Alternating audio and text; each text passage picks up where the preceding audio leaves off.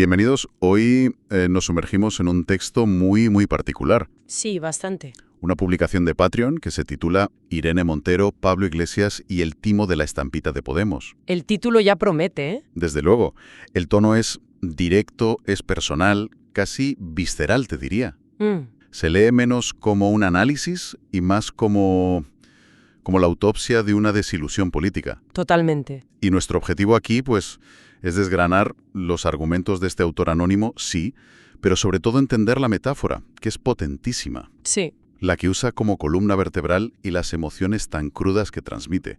O sea, no es un análisis político al uso, es la disección de un sentimiento de desencanto. Exacto. Es que lo que tenemos delante es el documento de una ruptura, vamos. Un viaje de ida y vuelta que va de la esperanza más ferviente Sí, hasta la decepción más amarga. La clave de todo esto está en el lenguaje. totalmente. Está cargado de acusaciones directas, de una sensación de traición que casi se puede tocar. Sí. Por eso creo que es importante explorar no solo lo que dice, sino cómo lo dice. Porque en este caso la forma es quizá más reveladora que el fondo. Pues entremos de lleno en esa forma entonces. Empecemos por el título, que es una declaración de intenciones. Ya te digo. El timo de la estampita. Para quien no esté familiarizado, suena a picaresca, a engaño de otra época. Claro. El autor de hecho lo define sin rodeos. El engañabobos, la triquiñuela para que los demás picaran. Es una acusación de fraude deliberado. Es que es la madre de todos los timos en el imaginario español. El timo de la estampita consiste en hacer creer a la víctima que un fajo de papeles sin valor son en realidad billetes de curso legal. Se aprovechan de la ingenuidad, pero también, y esto es lo interesante, de la codicia de la víctima, Ah, claro. que cree que está haciendo el negocio de su vida. O sea, es un engaño que requiere que la víctima quiera creer que ha encontrado un atajo. O sea, no es solo que te engañen, sino que te engañan porque una parte de ti quiere ser engañada para obtener un beneficio fácil. Exacto. Te prometen el oro y el moro y entregan, pues, papel mojado. Ahí está la sutileza de la metáfora que elige el autor. Al usarla no solo acusa a Podemos de fraude, Claro. sino que implícitamente está haciendo una especie de autocrítica. No se pinta a sí mismo o al votante desencantado como una víctima completamente inocente, Entiendo. sino como alguien cuyo deseo casi desesperado de un cambio radical le hizo vulnerable. Es como decir, la promesa era tan buena, tan atractiva que dejamos de pensar críticamente. Justo eso. Suspendimos nuestro juicio crítico. Eso le añade una capa de complejidad brutal. La acusación no es solo «me mentisteis», sino «vi lo que quería ver». Y para demostrar este supuesto engaño, el autor apela a una prueba que él considera irrefutable: la hemeroteca. Claro, un clásico. Dice textualmente que la hemeroteca es traidora porque expone que todo el discurso inicial era la estampita, el engañabobos. Y claro, la hemeroteca, las declaraciones pasadas, los vídeos, todo eso tiene nombres y apellidos. Efectivamente. No es una crítica a un ente abstracto llamado el partido o a una ideología, no. La hemeroteca apunta a personas. A personas concretas. El autor necesita ponerle cara a esa traición que siente, y es ahí donde el texto se vuelve increíblemente personal y, bueno, se aleja de la política para entrar en el terreno del ataque directo. Sí, el foco se cierra de una manera casi quirúrgica sobre Pablo Iglesias y Irene Montero. A ellos dos. Lanza una pregunta que es puro veneno. Dice, me gustaría saber, ¿cuál ha sido la aportación de esta pareja de venida en clase media alta? Y añade entre guiones, ¿he oído clase o era casta? Qué bueno. Al conjunto de la política nacional. Es una pregunta retórica, obviamente, y la palabra casta ahí es la clave de todo. Es que es un golpe maestro, desde el punto de vista retórico. Totalmente. Escoger el arma más poderosa del arsenal de tu adversario, la palabra que ellos mismos acuñaron y popularizaron, Sí. para definir a la élite corrupta y devolvérsela como un boomerang. Tal cual. Es la acusación definitiva. No solo no cumplisteis vuestra promesa, sino que os habéis convertido en una caricatura de aquello que jurasteis destruir. Pero me pregunto si la crítica es solo a un cambio de estatus económico, a esa supuesta transformación en clase media alta, o si va más allá. Yo creo que va mucho más allá. El texto parece sugerir que no es un simple enriquecimiento, es una traición a un ethos, a una forma de ser. Sí, va mucho más allá del dinero. Es una crítica a la coherencia vital. El autor parece decir que el proyecto no murió por errores de estrategia política, sino por un fallo moral de sus líderes, y atribuye a todo su recorrido una motivación puramente cínica, personal. Sí. Hay una frase que es la médula espinal de toda la acusación. Había otra forma de hacer política, pero, oye, fue tocar poder y si te he visto, no me acuerdo. Objetivo personal cumplido. Objetivo personal cumplido. Eso es durísimo. Es demoledor. Descarta por completo cualquier buena intención. Según esta visión, todo el discurso sobre el cambio social, la regeneración, la nueva política... Todo. Todo era el cebo, la estampita para que la gente picara, mientras que el verdadero objetivo era, pues, asegurar una posición personal de poder. De poder y de influencia. Y una vez conseguido, el resto ya no importaba. Exactamente, esa es la narrativa. Se presenta como la crónica de una estafa emocional, más que política. Sí, sí. El autor no se siente como un votante que ha perdido unas elecciones. No. Se siente como un inversor que ha metido todos sus ahorros, en este caso ahorros de esperanza e ilusión, en un proyecto que resultó ser una empresa fantasma. Es una imagen muy potente. Por eso el tono es tan amargo, porque el sentimiento de engaño es personal, no solo político. Y aunque el núcleo es ese dolor, ese sentimiento personal, el autor intenta conectar su decepción con consecuencias más amplias, ¿no? Más tangibles. Sí, lo intenta. Afirma que las decisiones de los líderes comprometen la viabilidad del sistema y que se toman a costa de quienes les dan empleo y oportunidad.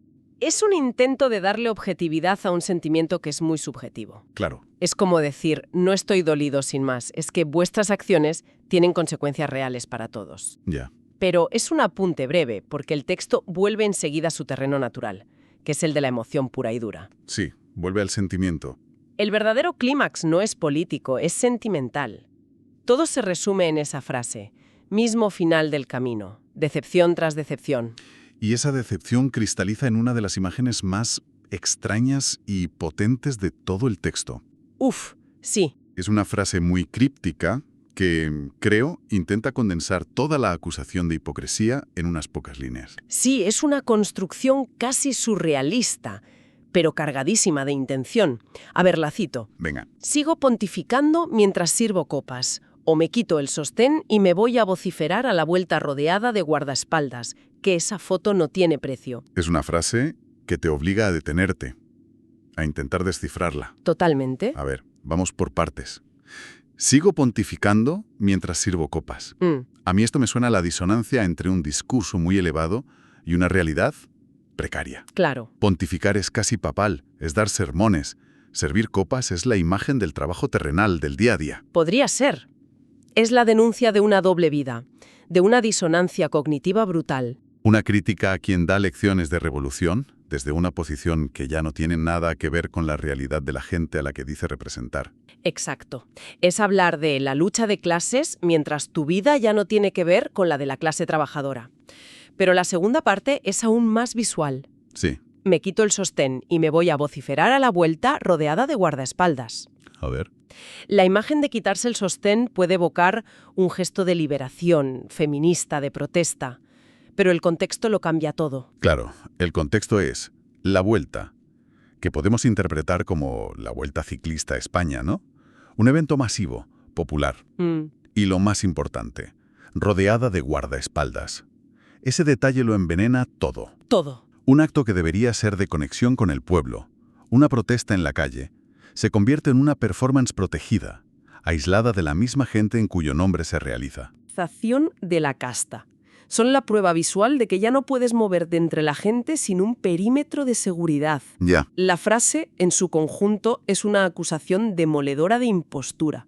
Denuncia un teatro político donde los gestos de rebeldía se hacen desde un pedestal. Con una red de seguridad. Con una red de seguridad, completamente desconectados de cualquier riesgo o realidad.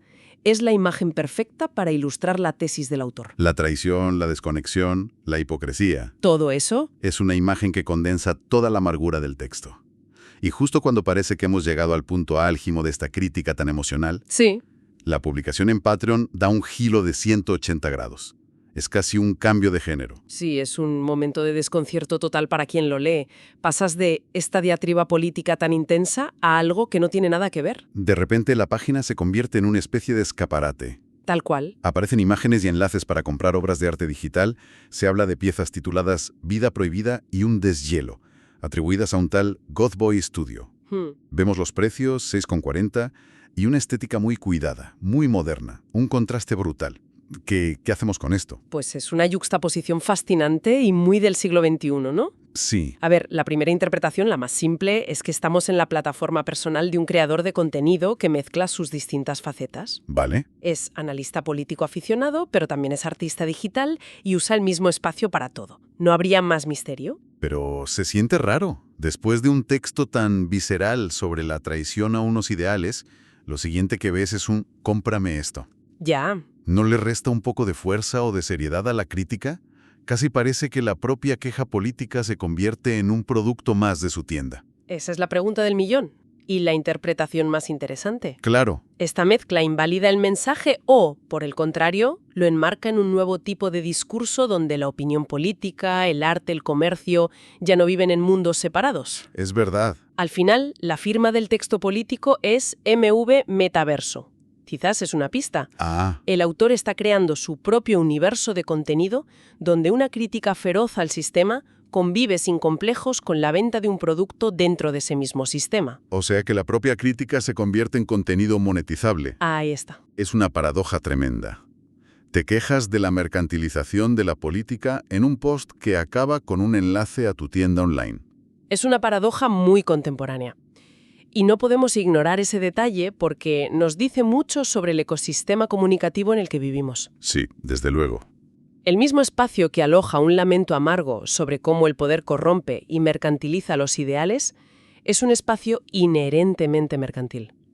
No sé si el autor es consciente de esta ironía, pero para nosotros, como analistas del texto, es una capa de complejidad que lo resignifica todo. Entonces, si intentamos atar todos los cabos, ¿con qué nos quedamos? Hemos desmenuzado una crítica feroz, muy personal, que usa la metáfora de una estafa para describir una ruptura política y, sobre todo, emocional. Pues nos quedemos con la fotografía de un sentimiento muy concreto, el de la desilusión. Más allá de si las acusaciones del autor son justas o no, que eso ya es algo que cada cual debe valorar, Claro. el texto es un documento valiosísimo sobre el ciclo de la ilusión en política. Muestra el poder que tienen las grandes narrativas de cambio para movilizar emociones muy profundas. Sí. Y lo devastador que es el despertar cuando esa promesa se percibe como traicionada o como rota. El autor, de hecho, termina con una advertencia, casi una moraleja. Así es. Pide no dejarnos vencer por los cantos de sirena y dice que su conclusión es de puro sentido común. Y esto me lleva a una última reflexión para quien nos escucha. En un mundo político tan polarizado, lleno de promesas grandilocuentes y de demonizaciones del contrario, ¿cómo aprendemos a distinguir un canto de sirena de una promesa genuina? Buena pregunta. ¿Y qué ocurre cuando la decepción personal, como la que destila este texto, se generaliza y se convierte en el sentimiento dominante de toda una generación hacia la política?